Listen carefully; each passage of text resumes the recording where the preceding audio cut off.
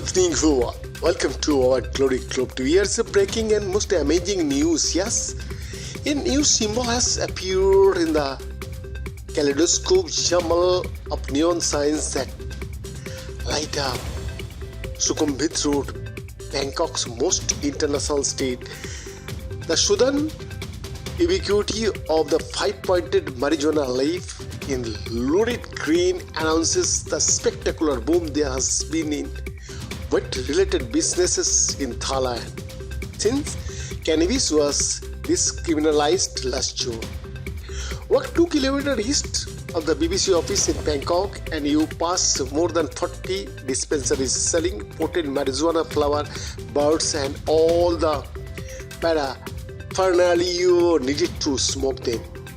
Travel in the opposite direction to the famous backpacker hangout of Khao San Road and there is an entire marijuana themed shopping mall. Plantopia, its shops have hidden behind the haze of smoke created by customers trying out the product. The website do it. In Thailand lists more than 4,000 businesses across the country selling cannabis and its derivatives. And this is Thailand, where until last June you could be jailed for 5 years just for possessing marijuana, up to 15 years for producing it, where other drugs offenses get the death penalty. The pace of change has been breathtaking.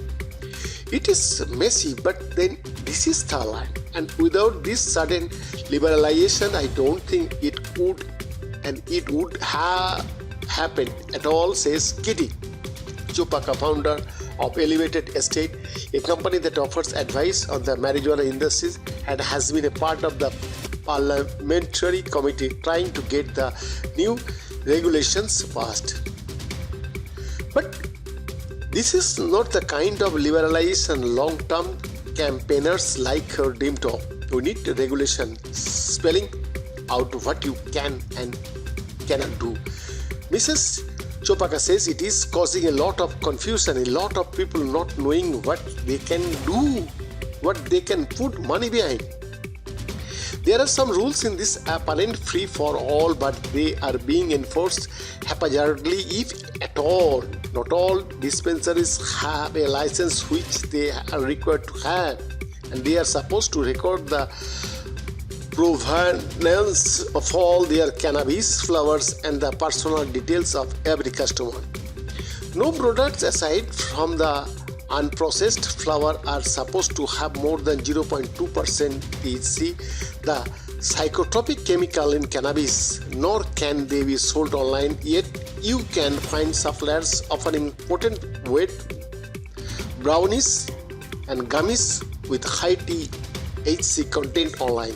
With delivery to your door within an hour, cannabis cannot be sold to anyone under 20 years old, but who is to know if the product is simply delivered by a motorbike courier? There are restaurants serving marijuana dishes. You can get marijuana tea and marijuana ice cream. Convenience stores are even selling wet tinted drinking water. The police have admitted that they are so unsure of what is and is not legal. They are enforcing few and very few rules around marijuana. The new cannabis regime is a bit of political accident. Ontin Chanvirakul, head of one of Thailand's larger political parties, made discriminalization part of his manifesto for the 2019 election. It proved a vote winner mostly on the as yet untested notion that cannabis could be a profitable alternative cash crop for poor farmers. As health minister in the new government, Mr.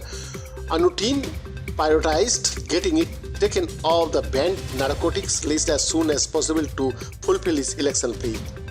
But Thailand's parliament, a cauldron of competing interest groups, moved slowly. Cannabis was decriminalized before anyone had been able to write regulations to control the new business, and the planned new laws got bogged down by inter-party Bickering with another general election taking place in May, there is little chance of the law getting through the parliament before the end of the year. Already, rival parties are warning of the dangers of unregulated VOA and threatening to recriminalize it if they take power. The future of this free-wheeling new industry is uncertain. Tukta, a 21-year-old university student, jumped on the marijuana bandwagon last year, sinking more than 1 million baht, that means 30,000 into a $30,000 into a dispensary and coffee shop called the Harp Club in Bangkok's Klong Toi district.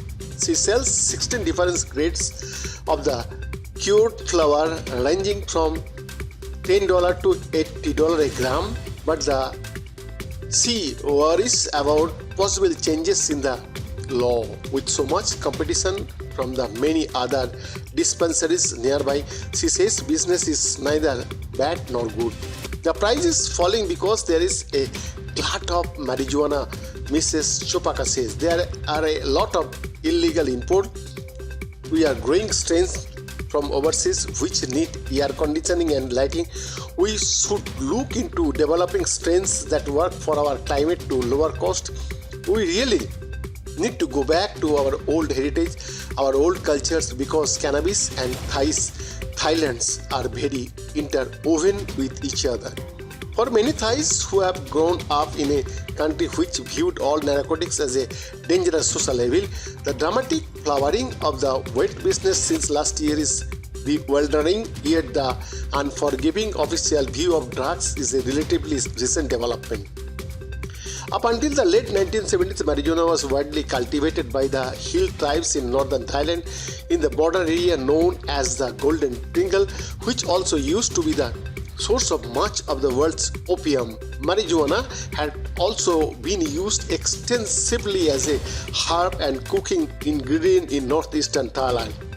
When US soldiers arrived in 1960s, rest and recreation breaks from fighting in the Vietnam where they discovered Thai stick, locally made from cured marijuana buds wrapped in leaves around a bamboo stick like a fat cigar. The soldiers began shipping Thai marijuana back home in large quantities along with Golden Triangle heroin. It made up much of the narcotics flow going into the United States. As the Vietnam War wound down, the US put pressure on Thailand to curb drug production. In 1979, Thailand passed a sweeping narcotics act mandating harsh penalties for using and selling drugs, including the death sentence. That coincided with a conservative backlash across Southeast Asia against permissive 1960s attitudes to drugs and sex, a reaction to the ganja smoking backpackers traveling east along the hippie trail. Thailand, Singapore and Malaysia all instructed their immigration officers to look out for hippies and bar them entry. At Singapore airport, those with long hair were given a choice of a trip to the barber or being turned around. In Malaysia, anyone with sufficiently suspect attributes would have the letters "Sit suspected people in transit" stamped in their passports before being deported. The Thai government was especially wary of alternative youth culture after it crushed a leftist student movement, killing dozens at Bangkok's Thammasat University in October 1976. Conservatives feared they might support a communist takeover in Thailand, as had just happened in neighboring Laos, Cambodia and Vietnam. Meanwhile, a series of royally sponsored crop substitution projects persuaded most hill tribes to stop cultivating opium and marijuana and try coffee and macadamia nuts instead.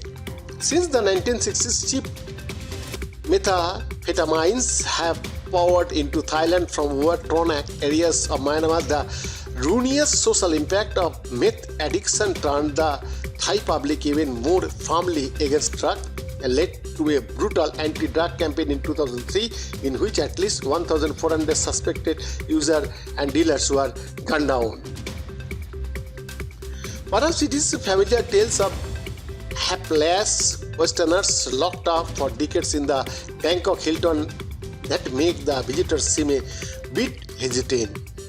Outside of Parliament, public debate about cannabis is superficially mutated. It is not okay. It is still like narcotics to me. Only the youngsters are using it more, and those who have used it before are using it again. Says it a 32-year-old street vendor, but an older motorcycle taxi driver says legalizing marijuana has neither helped nor harmed him. We are not paying attention because we have not been smoking pot. It does not matter to us anyway. For all the talk in the Thai political parties of decriminalizing marijuana or trying to restrict it to medical rather than recreational use, a distinction those in the business say is almost impossible to make. It seems unlikely that after the last crazy 9 months, the cork can be put back in the bottle, but where Thailand's free-wheeling marijuana industry goes from here is anybody's guess. Made the report, Glory Globe TV, Delhi, India.